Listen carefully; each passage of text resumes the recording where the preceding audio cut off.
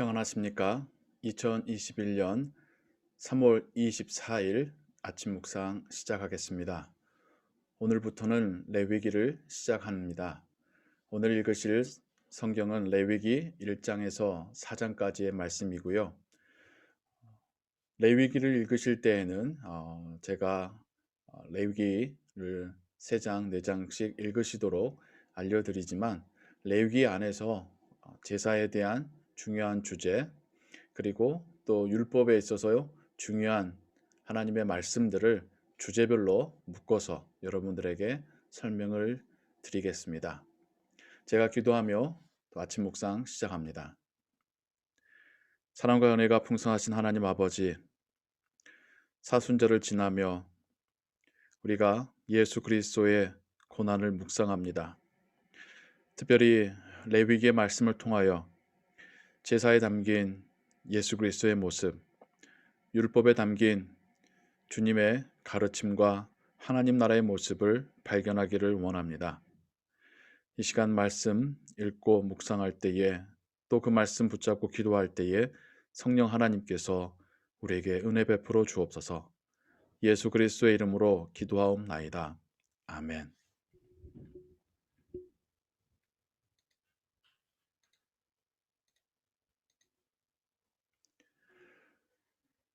오늘 여러분들과 함께 읽고 묵상할 말씀 레위기 1장 1절에서 9절의 말씀입니다.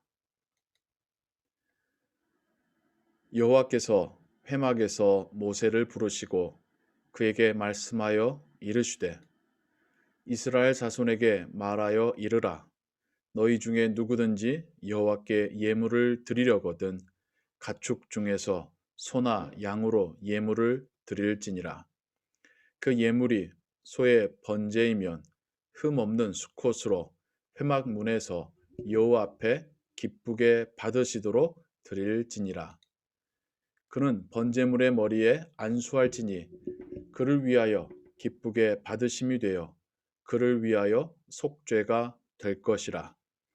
그는 여호와 앞에서 그 수송아지를 잡을 것이요 아론의 자손 제사장들은 그 피를 가져다가 회막문 앞 제단 사방에 뿌릴 것이며 그는 또 그 번제물의 가죽을 벗기고 각을 뜰 것이요 제사장 아론의 자손들은 제단 위에 불을 붙이고 불 위에 나무를 벌려놓고 아론의 자손 제사장들은 그 뜬 각과 머리와 기름을 제단 위에 불 위에 있는 나무에 벌려놓을 것이며 그 내장과 정강이를 물로 씻을 것이요 제사장은 그 전체를 전부를 제단 위에서 불살라 번제를 드릴지니 이는 화제라 여호와께 향기로운 냄새니라. 이것은 하나님의 말씀입니다. 오늘부터 시작되는 레위기, 특별히 오늘은 1장에 있는 그리고 내일과 모레는 1장, 2장, 3장에 각각 있는 번제와 소제와 화목제에 대하여서 각각 살펴보려 합니다. 그리고 이 제사에 담긴 예수 그리스도, 특별히 그분의 희생과 죽음, 고난에 대한 부분을 함께 연결하여서 살펴보겠습니다. 이것이 우리가 또한 사순절을 지나며 그리스도를 더 묵상하는 방법일 것이고 또 레위기에 있는 제사와 또 율법의 말씀이 단지 구약의 이스라엘 민족에게만 또 특정 시대에만 필요했었던 말씀이 아니라 그 안에 담겨져 있는 메시아의 모습, 구원자의 모습이 무엇인지 그리고 하나님의 백성들의 삶의 모습이 어떠한 모습인지를 우리가 레위기를 통하여서 함께 발견해 가겠습니다. 그 레위기 첫 번째 시간으로 세 가지 주요한 제사법 중에 첫 번째로 기록된 번제에 대해서 오늘 우리가 함께 읽었습니다.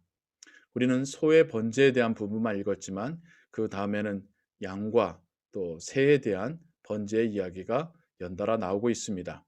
대표적으로 소를 하나님께 번제해 드릴 때의 이야기입니다. 번제는 영어로는 burnt offering, 태워서 드리는 제물이다라는 뜻입니다. 그래서 태우기 때문에도 화제라고 불렀습니다. 불로 태워드리는 제사다. 그런 뜻이죠. 태울 때 나는 연기가 하나님께 올라가는 거고 하나님께서 그 향기를 받으시면서 제물을 받으신다라는 그런 개념이죠. 그래서 특별히 번제에 대한 그 내용에는 하나님 앞에 향기로운 제물이다, 향기로운 냄새다라고 하는 그런 표현들이 계속해서 반복적으로 나오고 있습니다. 그런데 한국말로 향기롭다라고 번역된 이 부분이 fragrant 혹은 뭐 향수와 같다, 꽃향기다라고 하는 의미의 단어가 아닙니다. 원래의 히브리 원어를 보면 그것은 soothing, 그러니까 어, 화난 마음을 진정시킨다, 진노를 달랜다라고 하는 의미에 더 가까운 단어입니다. 이 제사, 제물에 태워진 연기가 인간의 죄로 인하여 진노하신 하나님의 그 분노를 진정시킨다라는 그런 의미를 가지고 있는 것이죠. 우리는 하나님을 생각할 때에 항상 사랑의 하나님만을 너무 생각하다 보니 공의의 하나님에 대해서 놓치곤 합니다. 반대로 공의의 하나님만 너무 생각한다면 우리는 하나님이 두렵겠죠. 잠언에서 말하는 하나님을 경외하라고 할 때의 그 경외는 한편으로는 사랑하지만 한편으로는 두려워하는 마음입니다. 사랑과 두려움이 공존하는 것, 그것이 함께 하나님을 향할 때가 바로 잠언에서 말하는 지혜로운 자의 하나님을 향한 경외인 것이죠. 제사 가운데서 마찬가지입니다. 제사를 지낸다라는 그 상황 자체는 하나님의 진노가 있다는 뜻입니다. 우리의 죄에 대한 하나님의 분노가 있다는 뜻입니다. 하지만 또한 제사라고 하는 방식을 우리에게 주신 이유는 우리가 용서함 받을 수 있는 통로를, 그 구실을 하나님께서 우리에게 주셨다는 뜻이죠. 이것이 하나님의 공의와 사랑이 공존하는 그런 모습입니다. 그리고 그러한 하나님의 공의와 사랑은 예수 그리스도의 십자가를 통하여서 우리에게 온전하게 이루어지지요. 우리 모두의 죄를 위하여서 하나님의 아들이 대신 죄값을 지고 죽임을 당하셨습니다. 우리의 죄에 대한 분명한 처벌로서 십자가가 이루어졌지만 우리의 죄를 용서하시기 위한 방법으로 하나님은 십자가를 우리에게 주고 계십니다. 하나님의 공의와 사랑이 완벽하게 이루어진 것이 바로 예수 그리스도의 십자가이죠. 이것을 예표하는 것, 이것을 가리키고 있는 것, 이것을 미리 보여주고 말해주고 있는 것, 그것이 구약에서 율법의 내용들입니다. 제사도 마찬가지입니다. 제사와 제물들도 훗날 우리를 위하여 죽으실 예수 그리스도의 모습을 담고 있습니다.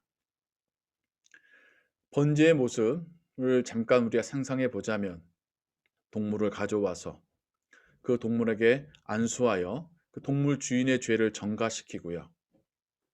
죽이고 물과 피를 다 빼내고 각을 뜬다는 말은 마디마디를 잘라낸다는 뜻이죠.